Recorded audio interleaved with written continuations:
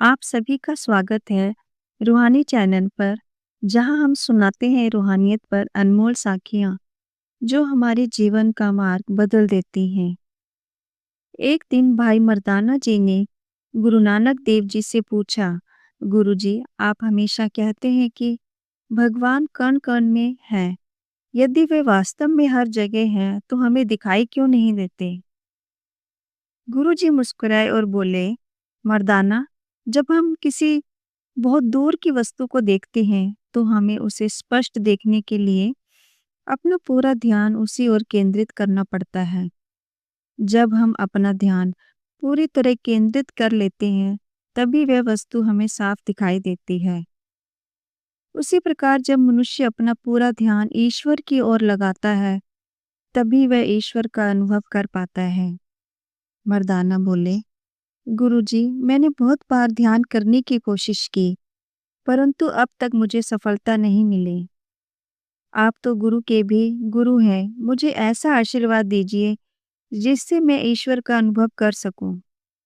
गुरुजी ने मुस्कुराते हुए पूछा, मर्दाना, क्या तुमने ऐसे लोगों को देखा है जो केवल तरबूज को थपथपाकर बता देते हैं कि वह लाल है और या मीठा होगा या नहीं?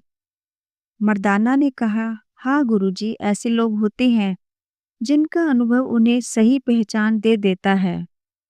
गुरुजी बोले, बस मर्दाना, जैसे तरबूज को पहचानने के लिए अनुभव चाहिए, वैसे ही ईश्वर को अनुभव करने के लिए भी गहरा ध्यान और अनुभव चाहिए। मर्दाना ने कहा, गुरुजी, मैं दिन रात ईश्वर के नाम का भजन करता हूँ, रबाब बजाता हूँ, फिर भी मुझे ईश्वर का अनुभव नहीं हो पा रहा। गुरुजी ने बोला, मर्दाना, तुम भजन गाते हो और साथ में रबाब भी बजाते हो।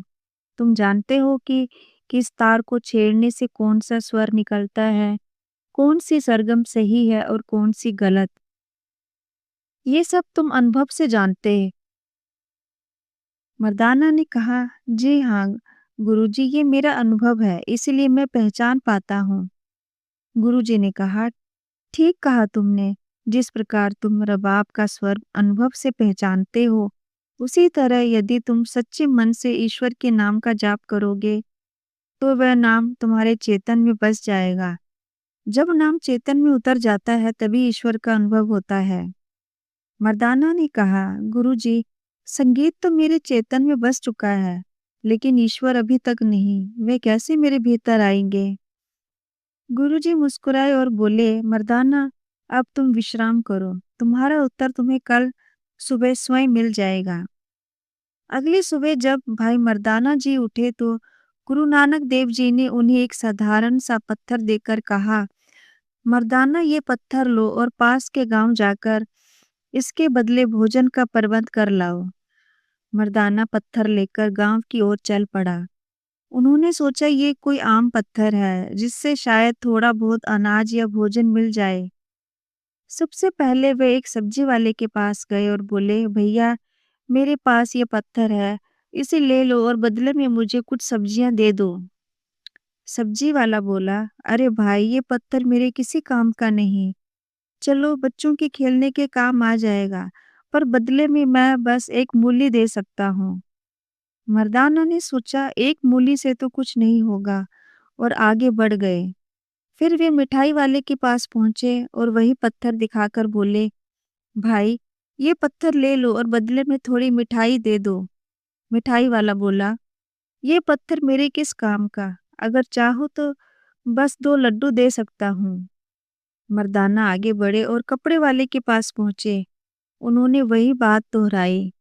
कपड़े वाला बोला, ये पत्थर तो बस बच्चों के खेलने के काम आएगा। चलो, बदले में कपड़े का एक छोटा टुकड़ा ले लो। मर्दाना जी सोच में पड़ गए। गुरुजी ने ये पत्थर दिया था, लेकिन इसकी तो कोई कीमत ही नहीं निकल रही। थोड़ी दूर चलने के बाद एक प्रसिद्ध सुनार की दुकान पर पहुंचे, जिसका नाम सालसराय था। सालसराय के नौकर ने मर्दाना से पूछा, क्या चाहिए भले आदमी? मर्दाना बोले, मुझे कुछ खरीदना नहीं, बल्कि मैं बेचने आया हूँ। ये पत्थर लेकर मैं अपने गुरु और अपने लिए भोजन खरीदना चाहता हूँ। सालसराय ने जैसे ही वह पत्थर हाथ में लिया, उसकी आंखें चौंधिया गई। वह हक्का-बक्का रह गया और बोला, हे प्रभु, ये तो अनमोल रतन है। इस पत्थर की कीमत नहीं लगाई जा सकती। उसने तुरंत 100 रुपया मर्दाना जी के सामने रख दिया और कहा, हे भले मानुष, ये पैसे रख लीजिए और ये रत्न अपने वापस ले जाइए। इसे मैं नहीं खरीद सकता, ये तो अमूल्य रत्न है। भाई मर्दाना चकित होकर बोले, मालिक, आपने ये रुपए दिए हैं तो मैं पत्थर आपको ही छोड़ देता हूँ। सालसराय बोले, नहीं नहीं मर्दाना जी, ये रुपए मैं इस रत्न की कीमत में नहीं दे रहा हूँ। ये तो मैं इसलिए दे रहा हूँ कि आपने मुझे इतनी दुर्लभ और पवित्र रत्न के दर्शन करवाए हैं। मेरे गुरु ने कहा था कि जब भी तुम्हें कोई ऐसी वस्तु दिखे जिसका कोई मूल्य ना हो, अर्थात जो अनमोल हो, तो उसके दर्शन मात्र का भी मूल्य चुकाना चाहिए। ये सुनकर मर्दाना जी की आंखें भर आई। उन्होंने कहा, मालिक, गांव के कई लोग इस पत्थर को देखने तक के लायक नहीं समझते थे और आपने इसके दर्शन के ही 100 रुपए दे दिए। सालसराय ने नम्रता से कहा, भाई जी, ये सब देखने वाले की दृष्टि पर निर्भर करता है। जिसकी नजर में पहचान है वही असली मूल्य जानता है। भाई मर्दाना जी भोजन लेकर गुरुजी के पास लौटे और बोले, गुरुजी, ये देखिए, जिस पत्थर को मैं मामूली समझ रहा था वह तो अनमोल रतन निकला। एक सुनार ने इसे देखकर 100 रुपए दे दिए और कहा कि इसका कोई मूल्य नहीं लगाया जा सकता। गुरुजी मुस्कुराए और बोले, मर्दाना, यही तो मैं तुम्हें सिखाना चाहता था। ये संसार भी उसी पत्थर की तरह है। जिसकी पास पहचान की दृष्टि नहीं, उसे ईश्वर का मूल्य नहीं दिखता।